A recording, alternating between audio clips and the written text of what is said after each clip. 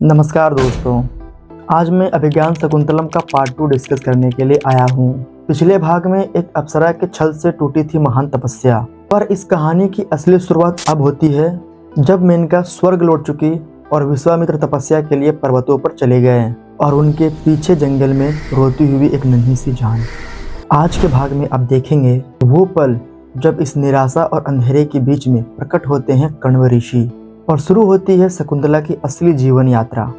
एक ऐसी यात्रा जिसमें छुपा है प्रेम, त्याग और नियति का एक बहुत बड़ा रहस्य।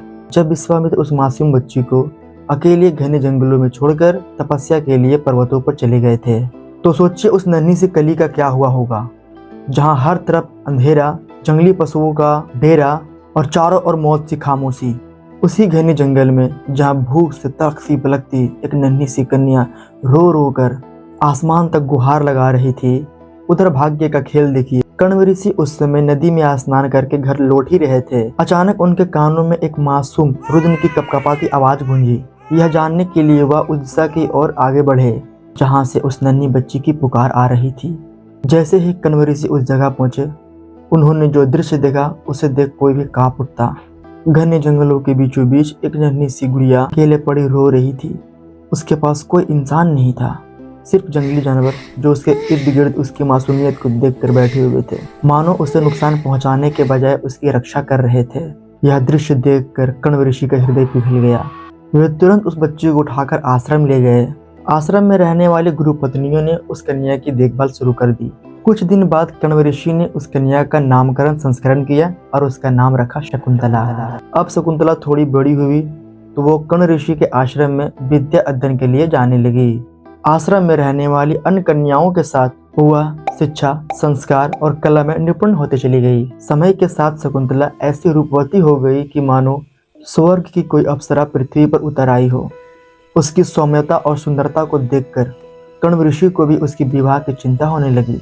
वे मन ही मन सोचते और कहते कि इसकी विवाह की उम्र हो चुकी है, इसके लिए कोई योग्य वर की तलाश करनी चाहिए। एक बार किसी महत्वपूर्ण कार्य के लिए कण्व ऋषि को कुछ दिनों के लिए आश्रम से बाहर जाना पड़ा। शकुंतला अपने धर्म पिता कण्व ऋषि का लौटने का इंतजार कर रही थी। आश्रम में वो अपने सखियों के साथ इधर उधर घूमती, उसके साथ खेलती, हंसती और ठिठोली करती, मानो पूरे आश्रम की रौनक ही वही हो। उस राज्य पर महाराज दुष्यंत का शासन था। वे एक योग्य, पराक्रमी और न्यायप्रिय शासक माने जाते थे। राजा दुष्यंत को शिकार करने का बड़ा शौक हुआ करता था। एक दिन वे अपने महल से निकलकर बाहर जंगलों में शिकार करने के लिए चले गए। शिकार करते करते समय का पता ही नहीं चला और कब शाम ढल चुकी थी, अंधेरा छाने लगा था। अब भूख और प्यास ने राजा दुष्यंत को व्याकुल कर दिया था। उन्होंने अपने सैनिकों से कहा कि देखो, कहीं आसपास भोजन और पानी की व्यवस्था हो सकता है क्या? यदि कोई कुटिया या आश्रम मिल जाए तो हम भोजन करके कुछ देर विश्राम कर सके। अंधेरा अब जंगल को आगोश में ले चुका था। भूख और प्यास से राजा दुष्यंत कदम रखाने लगे। उन्होंने कहा, चारों ओर नजर डालो, कहीं कोई आश्रम, कुटिया, कहीं एक दीपक की लो भी नजर आए तो समझो कि आज की रात हमारी बच जाएगी। सैनिक जब चारों ओर भोजन और आश्रम के लिए इधर उधर फैले, अचानक घने पेड़ों के बीच एक छोटी सी ज्योति चमकी। ध्यान से देखने पर उन्हें एक शांत तपोमय स्थान दिखाई दिया, कण्व ऋषि का आश्रम। सैनिक तुरंत राजा दुष्यंत के पास लौटे और बोले, महाराज, पास ही एक आश्रम है, शायद आपकी थकान वहां मिट सके। राजा दुष्यंत आश्रम पहुंचते हैं, जहां उनका बड़े सम्मान से स्वागत किया जाता है। उन्हें भोजन कराया गया, विश्राम के लिए जगह दी गई और पूरी रात शांति का माहौल बनाया गया। अगली सुबह राजा दुष्यंत ने सोचा, जब कण्व ऋषि के आश्रम आ ही गया हूँ तो कण्व ऋषि से मिलकर ही जाऊंगा। यही सोचकर वे आश्रम में धीरे धीरे टहलते हुए आगे बढ़ने लगे। तभी उनकी नजर एक दृश्य पर ठहर गया। वाटिका में कुछ युवतियां फूल तोड़ रही थी और उनके बीच खड़ी थी एक अद्भुत सौंदर्य की प्रतिमूर्ति शकुंतला। सूरज की किरणें पेड़ों की पत्तियों से छनकर उस पर गिर रही थी और मानो वो ऐसे चमक रही थी कि जंगल की कोई देवी प्रकट हुई हो। राजा दुष्यंत एक पल के लिए ठिठक गए। क्या हुआ यही क्षण था जिसके लिए किस्मत ने उनको यहाँ तक खींच लाया? फूल तोड़ते समय अचानक एक काला सा भंवरा शकुंतला के आगे पीछे मंडराने लगा। पहले तो उसे मुस्कुराकर हल्के हाथों से उड़ाने लगी, पर वह जिद्दी भंवरा जैसे उसकी सुंदर कली सी कांति का दीवाना हो चुका था। भंवरा फिर से उसके आजू बाजू आने लगा। ठीक उसी क्षण दूर खड़े राजा दुष्यंत की उसकी नजर पड़ती है। फिर वहां आकर राजा दुष्यंत ने उस मधुमक्खी को भगाया। अब राजा दुष्यंत का मन पहली नजर में ही शकुंतला पर मोहित हो गया। उनकी सौम्यता और सुंदरता ने पूरी तरह से उनके दिल को जीत लिया। अब वह हर जगह सिर्फ शकुंतला ही देखने लगे। फूलों की वाटिका में, आश्रम के गलियारों में और हर दृष्टि में उसका ध्यान खींच रही थी। राजा दुष्यंत ने अपने दिल की बात शकुंतला से कह दी और विवाह का प्रस्ताव रखा। शकुंतला विवाह के लिए मान जाती है क्योंकि वो भी राजा को चाहती थी। राजा दुष्यंत ने कण्व ऋषि के लौटने का बहुत इंतजार किया, परंतु कण्व ऋषि नहीं लौटे। उधर राजा को भी अपनी प्रजा की चिंता होने लगी थी, इसलिए उन्होंने आश्रम में उपस्थित अन्य ऋषि मुनियों की सलाह से गंधर्व विवाह के माध्यम से विवाह के बंधन में बंध गए। गंधर्व विवाह की परंपरा के अनुसार वर और वधू एक दूसरे को निशानी के तौर पर कुछ भेंट करते हैं। राजा दुष्यंत ने अपनी नामांकित अंगूठी को शकुंतला को दे दिया, एक अमूल्य निशानी जो उसके प्रेम और बंधन का साक्षी बन गया। कुछ दिन आश्रम में रहने के बाद राजा दुष्यंत नगर लौटने लगे। विदा होने से पहले उन्होंने शकुंतला से कहा, जैसे ही मैं नगर पहुंचूं, अपने सैनिक भेजूंगा ताकि तुम्हें मेरे पास लाया जा सके। इस वचन ने शकुंतला के हृदय में उम्मीद और विश्वास की ज्योति जगा दी। अगर आप अभी तक मेरे वीडियो को लाइक नहीं किए तो प्लीज लाइक कीजिए, चैनल को सब्सक्राइब कीजिए। शकुंतला के लिए अब समय की कोई अहमियत नहीं रही। दिन कब हुई, रात कब ढली, उसका ध्यान ही नहीं गया। हर पल उसका मन और दृष्टि राजा दुष्यंत के ख्यालों में खोई रहती थी और हर धड़कन उसके इंतजार में धड़कती। एक दिन भूख और प्यास से एक ऋषि कण्व ऋषि के आश्रम की ओर गए। कुटिया के बाहर बैठे शकुंतला को देखकर विनम्रता पूर्वक भोजन पाने की याचना की। हे देवी, भूख और प्यास ने मुझे अत्यंत व्याकुल कर दिया है। कृपया करके कुछ अन्न जल की व्यवस्था कर दे। तुम्हें इसके लिए निश्चित ही बहुत पुण्य मिलेगा। बेचारी शकुंतला अपने खुद के खाने पीने की शुद्ध तक भूल चुकी थी। राजा दुष्यंत के ख्यालों में इतनी खोई हुई थी कि संत की याचना और उसकी बात उसके जहन में समा ही नहीं सका।